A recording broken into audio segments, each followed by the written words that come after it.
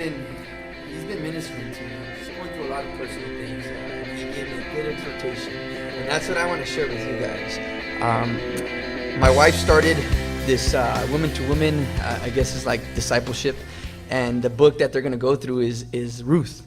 So we've been going through that book together, and this is where the Lord started speaking to me on it. I thought it was going to be for my wife, but God was telling me something. So Ruth, right? And I'll start with verse 1, and I'll stop there. In the day when the judges ruled, there was a famine in the land, and a man of Bethlehem in Judah went to sojourn in the country of Moab, he and his wife and his 2 sons. I'll stop right there, and this is why, one of the things that, this is where the Lord really started ministering to me, because you have Elimelech, which was Naomi's husband, right? They were living in Bethlehem, Judah. Bethlehem stands for the house of bread, and then Judah is praise. So they were currently living in the house of bread and praise. That's where they were at, man. They were in God's house. They were in God's will. Now, the problem at that time was this was where God was pretty much had brought judgment on the nation of Israel, and that's why they found themselves in this famine. And now trip on this, right? Elimelech, I guess the head of the household, right? He thought, okay, well, man, there's a famine. Let's go elsewhere. And you know what he did? It continues, and it says that he decided to take his family to Moab, right? Now, one of the things that I find interesting is Elimelech, his name, what it means, what it stands for is God is my king, or the king is my God. Now, trip on this.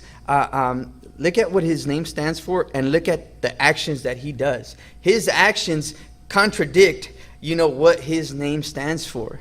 And that's where the Lord was like, man, that's who you are right now. And this is where he started speaking to me. And I received it. Because many times what happens is, when we go through a famine, a spiritual dryness, or, whatever the case is, when we experience these difficulties in our life and in our walk with God, we are susceptible to do exactly what Elimelech did. Instead of going and taking refuge with God, what did he do? He ran to Moab. He ran to the world. And that's the exhortation, the warning that God gave me. Don't be like Elimelech. If you say I am your king, then you stay where you're at and you trust me, because I am faithful. I am faithful. And so, I want to share with you guys, to just take refuge. You seek the Lord. Instead of running to the world, seek the Lord, man, because he has something better for us. Do not be like Elimelech, where he went to the world. And this is why I received it, because throughout Scripture, we see that the patriarchs, our fathers of the faith, they all did the same thing, starting with Abraham. When the famine came and he went to Pharaoh, to Egypt, instead of just waiting on the Lord, man, and allowing the Lord to provide, or give him the provision that they needed at that time, what did he do? He went to Egypt. He sought refuge in the world.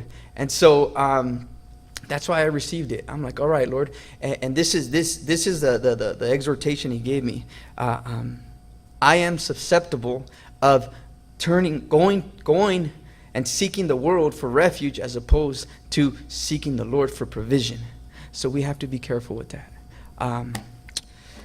With that, Santiago.